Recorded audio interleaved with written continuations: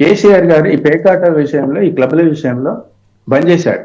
కానీ అది చాలా ఇన్ఫ్లుయెన్స్ చేశారు ఆ రోజులో. పేకాట క్లబ్, చిరాన్పూట్ క్లబ్, ఆ క్లబ్, ఈ క్లబ్ ఎవరు పోతారు? బాగా బలవంతులు, డబ్బులు ఉన్నోళ్ళు, కోట్ల రూపాయలు ఉన్నోళ్ళు, దానికి విలాసవంతమైనటువంటి జీవితం గడిపే వాళ్ళు ఎంతమంది ఇన్ఫ్లుయెన్స్ చేసినా కూడా ఈ సెడ్ నో, నో అంటే నో అన్నాడు. అంటే అటువంటి కొన్ని స్ట్రాంగ్ డెసిషన్స్ కొన్ని తీసుకోవాలి. ఇవాళ రేవంత్ రెడ్డి గారికి కూడా అవగాహన ఉంది. ప్రభుత్వ అధికారులు సూచిస్తుంటారు.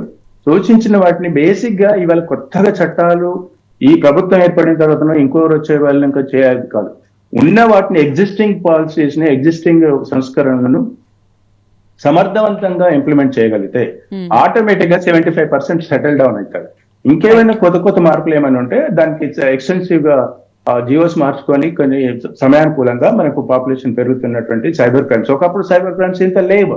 ఇప్పుడు దానికోసం ఒక సంస్కరణలు తీసుకోవాల్సిన అవసరం ఉంది. బెట్టింగ్ యాప్స్ గురించి ఇన్ఫ్లుయెన్సర్స్ చేస్తున్నటువంటి పోకడలకు దాన్ని కట్టడి చేయాలి. ఇటువంటి వాటికి తీసుకోవాల్సిన బాధ్యత ఉంది. కాబట్టి నేనేం ప్రధానంగా ఓవరాల్ గా నేనేం కోరుకుంటున్నట్టే, మీ ఛానల్ ద్వారా ప్రభుత్వ అధికారులు కానీ ప్రధానంగా రాజకీయ నాయకులు మీరు ప్రభుత్వ అధికారులకు సంఖ్యలు వేయకండి.